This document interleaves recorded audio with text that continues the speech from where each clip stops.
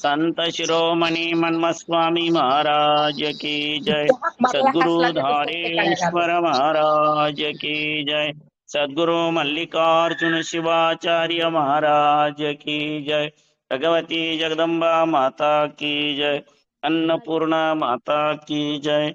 दुर्गा माता की जय। भारत माता की जय। गौ माता की जय। अपने अपने माता पिता की जय। हर हर महादेव।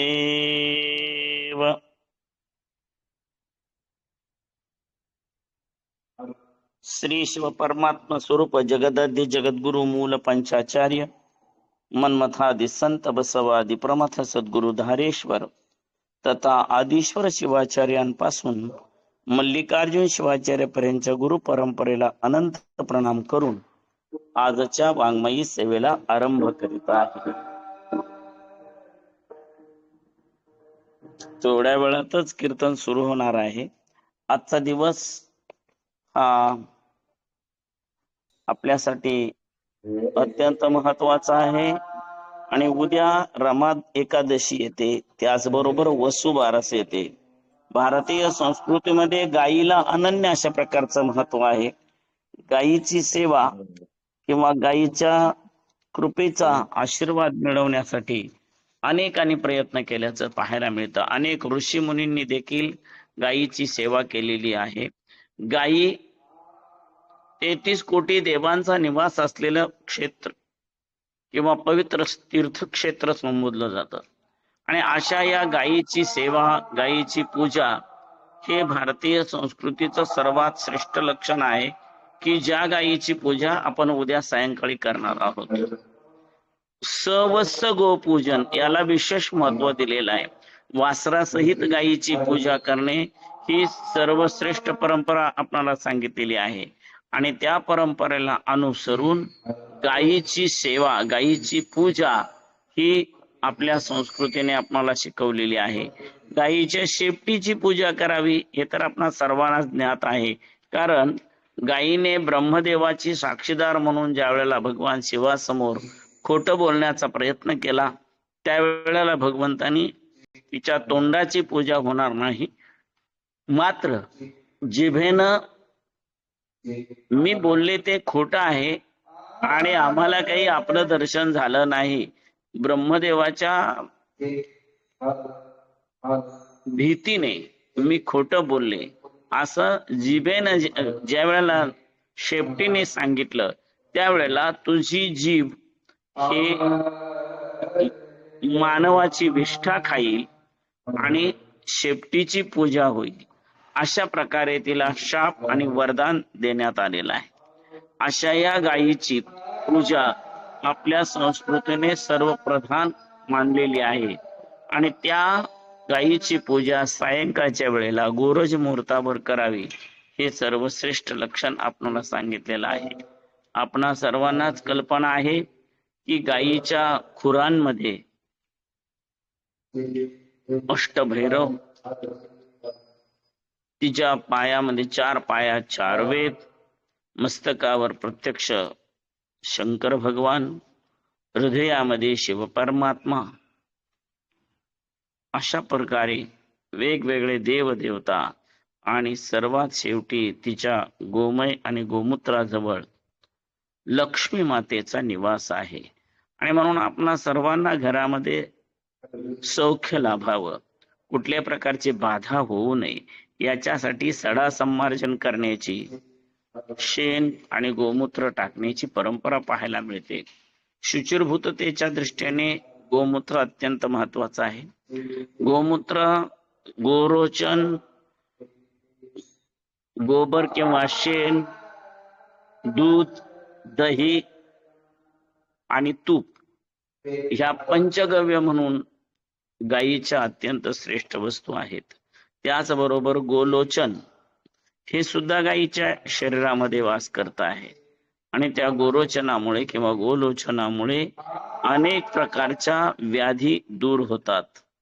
अशा प्रकारे गोमूत्र असो, गोमय असो, गोरोचन असो किंवा प्रत्यक्ष दूध, दही, तूप असो, या सर्व पदार्थांचा मानवी शरीरावर अतिशय सुंदर परिणाम होतो आणि अशा या गायीची पूजा आपणाला श्रेष्ठ पूजा म्हणून सांगितलेली आहे. त्याच वेळेला गायीला पान्हा फुटायचं म्हटलं तर वासराची अत्यंत आवश्यकता असते. त्याशिवाय गायी दूधच देत नाही आणि दूध मिळाल्याशिवाय दही होणार नाही, दही मिळाल्याशिवाय लोणी तूप ताक होणार नाही. आणि म्हणून आपल्याला यासाठी वासराची अत्यंत आवश्यकता आहे. हेच लक्षात ठेवून वासरासहित गायीची पूजा करणं हे श्रेष्ठ संबोधलेलं आहे. गायीच्या संबंधीच्या अनेक कथा आहेत. त्यामधल्या अनेक ऋषींनी फसवून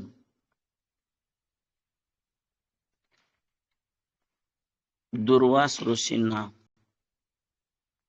त्याचबरोबर अतिशय श्रेष्ठ असलेल्या कुशावर्त तीर्थाला गायीमुळे एक वेगळं महत्व प्राप्त झालं. गायीचा साध्या दर्भाने मृत्यू व्हावा आणि त्याच्या प्रायश्चितासाठी म्हणून ऋषींनी त्या ठिकाणी एकमेकाला शाप, अभिशाप आणि स्नानानंतर शुची किंवा दोषमुक्ती, पापमुक्ती सांगावी. आणि आज ते कुशावर्त तीर्थ सर्वश्रेष्ठ म्हणून संबोधलं जावं, ज्या ठिकाणी कुंभ पर्वाच्या काळामध्ये शाही स्नान केलं जातं, ज्या ठिकाणी पितरांच्या तृप्तीसाठी शांतिकर्म केलं जातं. अशा प्रकारचं हे कुशावर्त तीर्थ, ज्या कुश म्हणजे दर्भाच्या छोट्याशा तणक्याने, छोट्याशा काडीने गायीचा अंत होतो, अशा प्रकारच्या कथा आपण ऐकतो. आणि त्या निमित्ताने आपल्याकडे दर 12 वर्षांनी कुंभ पर्व होतो आणि त्या कुशावर्त तीर्थामध्ये स्नान करण्याची संधी आपणा सर्वांना प्राप्त होते. ज्या गायीमुळे हे सर्व घडलं, ती गायी आज कामधेनू म्हणून, नंदिनी म्हणून अत्यंत श्रेष्ठ प्रसिद्ध आहे. याच गायीच्या नंदा, भद्रा, सुमना, सुशीला आणि सुरभी या नावाच्या गायींपासून भस्म, भसित, क्षार, रक्षा आणि विभूती यांची निर्मिती झालेली आहे.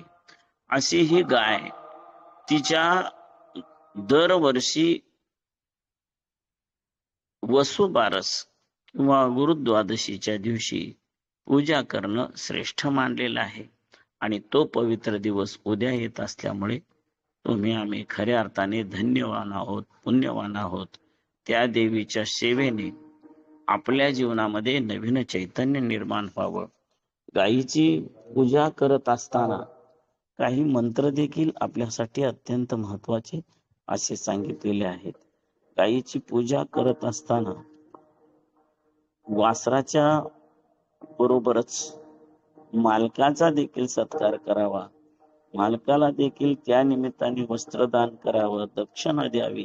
त्याने जे गायीसाठी काही गवत आणत असेल किंवा त्याने स्वतः जी काही सेवा करतोय, त्या सेवेमध्ये आपला काही भाग राहावा. आपल्याकडूनही तशा प्रकारच्या सेवेत हातभार लागावा, या हेतूने आपण त्यांना काही दान देखील देत असतो. हे सर्व दानधर्म जेव्हा आपल्याकडून घडतो, त्यावेळेला आपोआपच स्वर्ग, मृत्यू, ब्रह्मलोक, रुद्रलोक, विष्णुलोक या सर्व लोकांमध्ये आपणाला आत्मिक समाधान प्राप्त होत असतं. म्हणून बऱ्याच वेळा नागपूजेचा म्हणजे नारायण नागबली वगैरे या पूजेचा सुद्धा विचार आपल्याकडे केला जातो.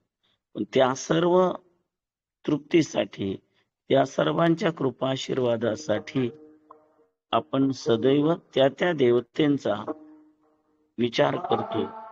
या सगळ्या देवता जिच्या शरीरामध्ये वास करत आहेत, अशी ही कामधेनू किंवा गाय आपल्यासाठी अत्यंत महत्वाची आहे.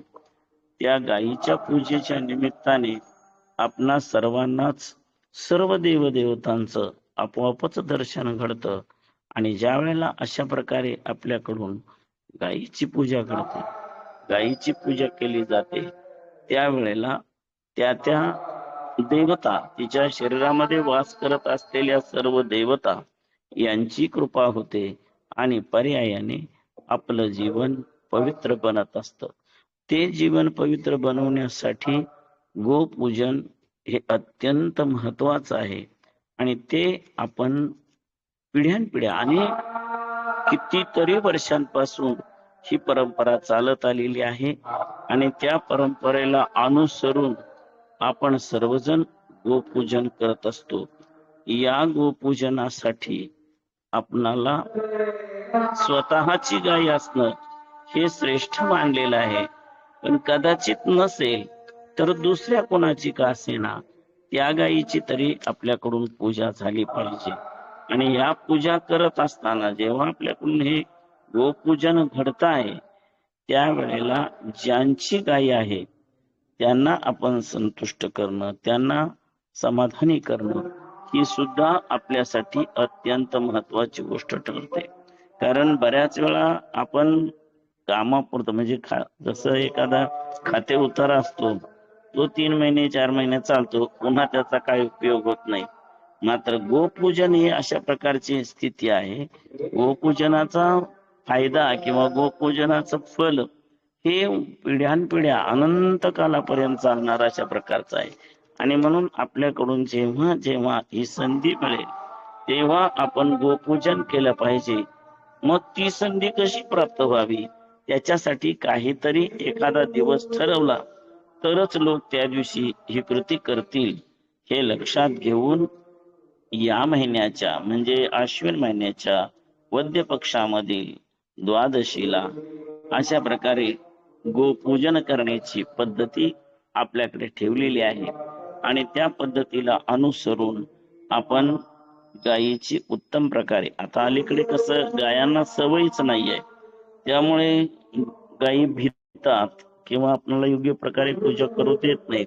पण काही ठराविक तीर्थक्षेत्राच्या ठिकाणी तुम्ही गेलात तर मात्र त्या ठिकाणच्या गायी त्यांना सवय झाल्यामुळे व्यवस्थित रीतीने पूजा करू देतात आणि त्या गायीच्या पूजेपासून आपणाला वेगवेगळ्या प्रकारचा लाभ झाल्याचं चित्र देखील आपण पाहतो. तीच अवस्था किंवा तीच परंपरा आपल्याही घरामध्ये व्यवस्थित रीतीने चालावी आणि आपणाला देखील गोपूजनाचा लाभ मिळावा या हेतूने आपल्या पूर्वजांनी या तिथीला महत्व देऊन या दिवशी गोपूजन करावं आणि गायीचा आशीर्वाद प्राप्त करून घ्यावा या हेतूने आपणाला गोपूजन सांगितलेलं आहे. केवळ याच गोष्टीचा नाही तर आपल्याकडून झालेल्या दोषाचा परिहार करण्यासाठी सुद्धा गोपूजन अत्यंत महत्वाचं आहे. पितृदोषाची किंवा आपल्याकडून कोणत्याही प्रकारे काही लोकांना निर्वंशतेचा दोष असतो आणि अशा प्रकारे निर्वंश असलेल्या लोकांना देखील गायीच्या पूजनाने त्या जे कुणा परिवाराची वास्तू असेल, घर असेल किंवा आणखी काही असेल ते आपणाला व्यवस्थित रीतीने लाभावं, त्या घरामध्ये सुख संपदा आपली सर्व प्राप्त व्हावी, त्या घरामध्ये कुठल्याही प्रकारे आपणाला इतर बाधा होऊ नये, आपला आणि आपल्या परिवाराचा संस्कार व्यवस्थित रीतीने चालावा, संसारात कुठल्याही प्रकारची अडचण येऊ नये किंवा मुलाबाळांकडून दुर्वर्तन घडू नये यासाठी अनेक वेळा आपणाला गोपूजन करायला सांगितलेलं आहे. आणि ते गोपूजन विशिष्ट तिथीला झालं, प्रत्येक वेळेला गोपूजन व्हावं, गोदान घडावं अशा प्रकारची परंपरा आपल्याला सांगितलेलीच आहे. मात्र त्याच्याही पेक्षा अनन्य अशा प्रकारचं केवळ गोपूजन हे आपल्यासाठी अत्यंत महत्वाचं असं सांगितलेलं आहे. गोपूजना संबंधीने आपणाला काही मंत्र देखील वेगवेगळ्या ठिकाणी पाहायला मिळतात. गायीच्या पूजनासाठीचा संकल्प, गायीच्या संबंधीने आपल्या जीवनामध्ये येणाऱ्या वेगवेगळ्या देवदेवतांची कृपा दृष्टी आपल्यावरती व्हावी, गायीच्या निमित्ताने आपल्याकडून घरामध्ये सर्व प्रकारचे जे वेगवेगळे काही दोष असतील ते दोष दूर व्हावेत अशाही पद्धतीने आपण गायीची पूजा करत असतो. गायीची पूजा करत असताना आपल्या जीवनामध्ये संकल्पाला अनन्य महत्व आहे. संकल्प करत असताना अस्मिन् ग्रहे चिर शांती परस्पर स्नेह एवं ज्ञानाभिवृद्ध्यर्थ गोपूजनं करेसे असं म्हणून आपण गायीची पूजा केली पाहिजे. गायीला व्यवस्थित रीतीने बांधून कुठल्याही प्रकारे तिला म्हणजे भिणार नाही, इकडे तिकडे उड्या मारणार नाही अशा पद्धतीने व्यवस्थित थांबवून अक्षता वाहत गायीची पूजा केली पाहिजे. आणि तिची गायीची उत्पत्ती कशा प्रकारे झाली किंवा गायीच्या कोणकोणत्या अवयवामध्ये कोणकोणते देवता वगैरे आहेत या सर्वांचा विचार करून अत्यंत उत्तम रीतीने गायीला पहिल्यांदा हात जोडून नमस्कार करावा. त्यानंतर तिला आसन द्यावं, म्हणजे गायीच्या पायाखाली काहीतरी आपण ठेवावं. त्यानंतर तिच्या पायावर पाणी घालावं. चारी पायाची पूजा करून घ्यावी. थोडं मुखाला स्पर्श करावा, डोळ्यांनाही पाण्याचा स्पर्श करावा आणि नंतर अंगावर सुद्धा पाणी शिंपडून त्याबरोबर वस्त्र टाकून गंध हळद कुंकू वगैरे लावून अत्यंत उत्तम रीतीने देवीची गायीची पूजा केली पाहिजे. त्याचे काही मंत्र देखील आहेत, जे मंत्र तुम्हाला उद्या उपयोगी येतील म्हणून आम्ही आज ते फोटो काढून टाकणार आहोत. त्याचा तुम्ही योग्य रीतीने उपयोग करावा. गायीची सर्वांग पूजा करायला सांगितलेले आहे. आणि ललाटे देव्यौ नमः ललाटम पूजयामि, षण्मुखाय नमः नासापुटम पूजयामि, कंबलेश्वराय नमः नासावकां पूजयामि, अश्विन्यै नमः कर्णौ पूजयामि, शशि भास्करयो नमः चक्षुः पूजयामि, मारुतप्रियाय नमः दन्तां पूजयामि, रत्नाकराय नमः जिह्वां पूजयामि, सरस्वत्यै नमः हुंकारं पूजयामि, यमभयनिवारिण्यै नमः गंडं पूजयामि, संध्यारूपायै नमः पुष्टं पूजयामि, लिंगधारिण्यै नमः हृदयं पूजयामि, चतुष्पादधारिण्यै नमः जंघां पूजयामि, वीरभद्रायै नमः शृंगमूलं पूजयामि, जंगमायै नमः शृंगाग्रं पूजयामि, सर्वतीर्थायै नमः शिरं पूजयामि. अशा प्रकारे प्रत्येक इंद्रियाला त्या त्या देवतेचं नाव घेऊन त्या ठिकाणी आपण अक्षत व्हाव्या किंवा गंध हळद कुंकू लावलेली फुलं त्या त्या ठिकाणी टाकावीत. आता गंमत अशी आहे की गायी किती शांत राहते याच्यावर आपल्याकडून ही पूजा करणार आहे. सुगंधित माल्यानी सुशोभितानी यदगुच्छ गुच्छानी सुगुंफकानी वसंत कालादि ऋतोद्भवानी सुपुष्प माल्यानी समर्पयामी. अशा प्रकारे उत्तम रीतीने ऋतू कालाचा उच्चार करून गायीच्या गळ्यामध्ये पुष्पमाला म्हणजे हार अर्पण करावा. त्यानंतर गायीला धूप दीप दाखवावा. त्याच्यासाठीचे सुद्धा वेगवेगळे मंत्र आहेत जे तुम्हाला मी प्रत्यक्ष फोटो काढून पाठवेन. देवद्रुमरसोद्भूतम कालागुरु समन्वितम प्रयच्छामी महाभागे धूपोयम प्रतिगृह्यताम. असं म्हणून फक्त धूप अर्पण करायचं आहे. लाकडाच्या उदबत्तीचा धूप गाईला द्यायचा नाही. त्याचबरोबर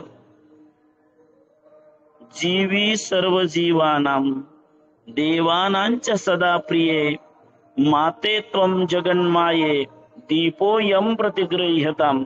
असं म्हणून इतरत्र आपण कसं कामधेम सनोत्पन्नम क्षीरम किंवा दधिम घृतम असा उच्चार करतो, इथं मात्र तसा उच्चार न करता सर्व जीवांना देवांना अत्यंत प्रिय असलेल्या हे गोमाते, हे जगन माये, संपूर्ण जगाची माय किंवा जगाचं एक विशिष्ट प्रकारचा आधार असलेल्या गायी तुलाही मी दीपाने म्हणजे निरांजनाने ओवाळतोय असं म्हटलं पाहिजे, आणि 2 निरांजनाने ओवाळलं पाहिजे.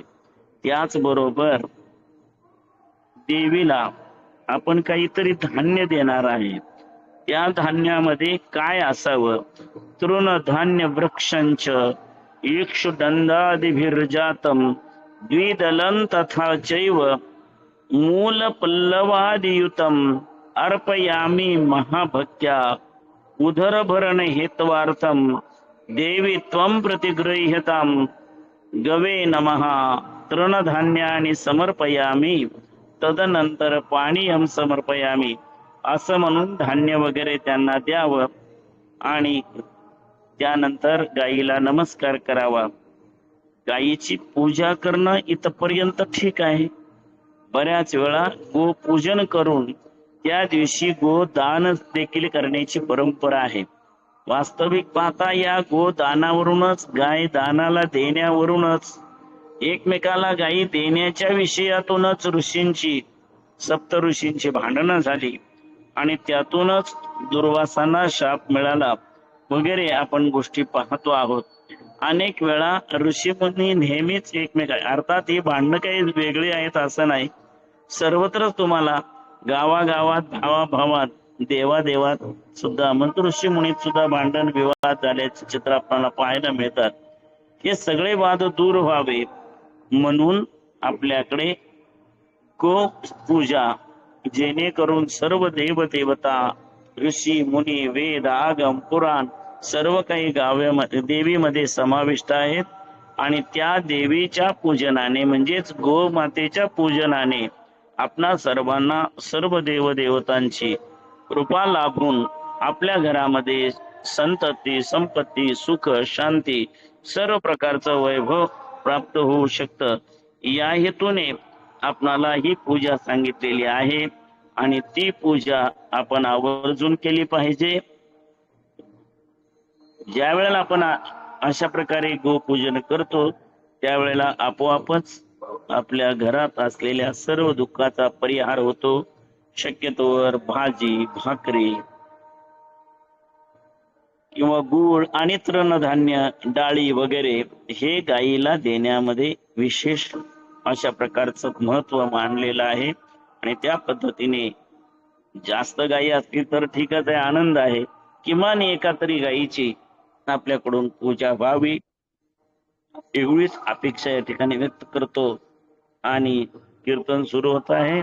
आपल्याला ज्यांना कीर्तन ऐकता येत आहे त्यांनी जेवढा वेळ हे होत आहे तोवर त्याचा लाभ घ्यावा अशी सूचना करतो. आणि ही अल्पशी वाङ्मयी सेवा सद्गुरु चरणी समर्पित करतो. ओम शांती शांती शांती. नमः शिवाय. हर हर